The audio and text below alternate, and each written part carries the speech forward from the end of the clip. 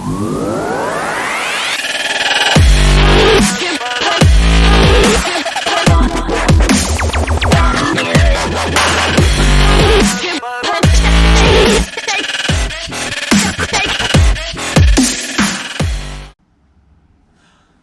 back to the channel.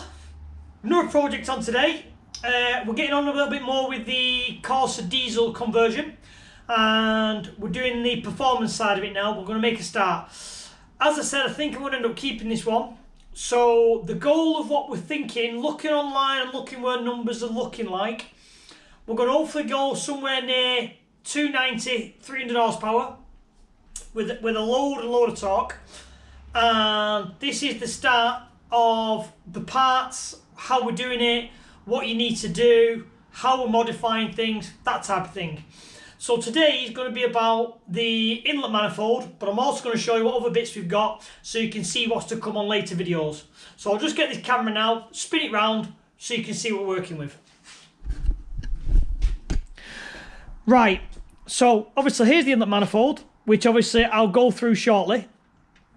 About what we're doing to it and how we're going to modify it. We've had an exhaust flange cut. I've got a bag full of bends. So we're going to make a log manifold for it. And then we've got a 2260 turbo, which, again, rated for the power we need. So just to show you that we're on with other modifications, but let's start with this inlet manifold and let's show you what we're going to do. So we're literally going to start cleaning it. Obviously, as you can see, it's a bit manky. So what we're going to do is we're going to get rid of these flaps, because these are like valves that open and close, which get clogged up. So you basically smash them out, turn some plates, some discs to go into there, weld them up. That's that done. We're also going to weld just an aluminium tube on here, so I can just put a boost pipe direct to the inlet, basically losing the anti-shudder valve because it's very restrictive. It's not really needed because obviously we're going for the performance side, so that's the next mod. We're also going to weld up this, which is for the EGR. We're going to blank that off. I could make a plate and bolt it on, but with diesels, creating a hell of a lot of boost, like these things have to run like 2.2, 2.3 bar of boost. I don't want any leaks. So to make a little plate, weld it all on, I just think it's a bit more safe for it leaking. So let's get this into a bucket of petrol. Let's get it all cleaned up. Let's get it washed. And let's start modifying the inlet and showing you guys what I'm doing to it.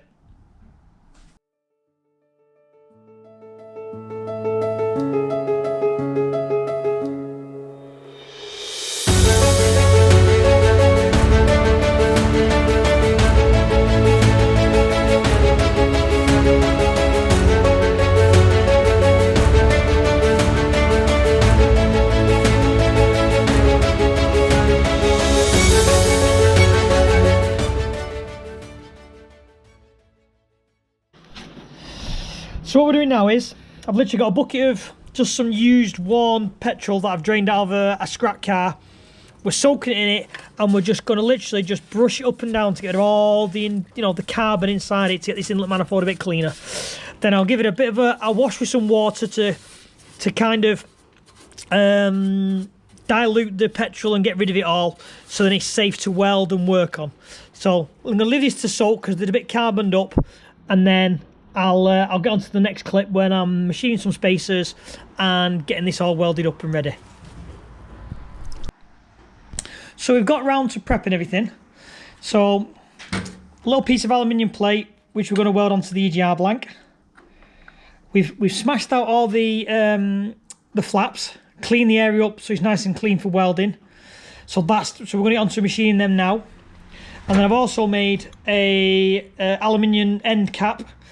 Bead rolled it because, again, the amount of boost these run, the diesels, you're really going to need that to hold the boost pipe on.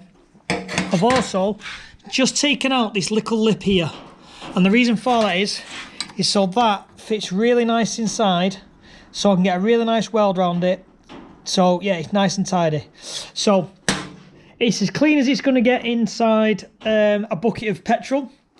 we can't really get it any cleaner. We could vapor blast it, but going off the previous video of the gearbox, it's something I don't want to experiment on this as yet.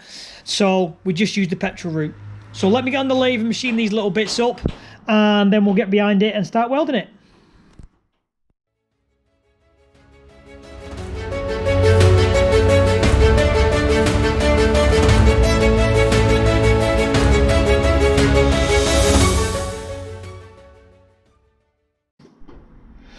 So as you just saw on the lathe, we've turned down some little spacers, which obviously blank up the the flappy valve system.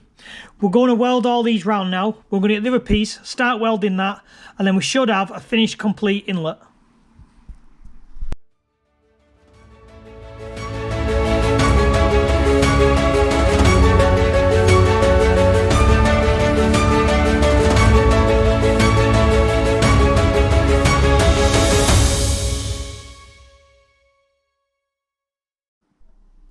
So that's the inlet manifold now complete, with the end welded on, the EGR blocked, and all the flaps welded up.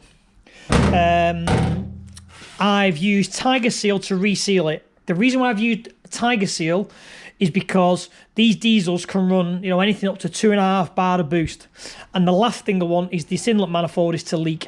So with Tiger Seal, it isn't. To be fair, I don't think it'll ever come apart again.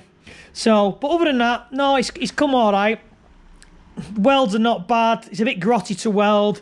The cast aluminium seems to have a lot of air bubbles in it, but you know, it's sealed it and it'll do the job.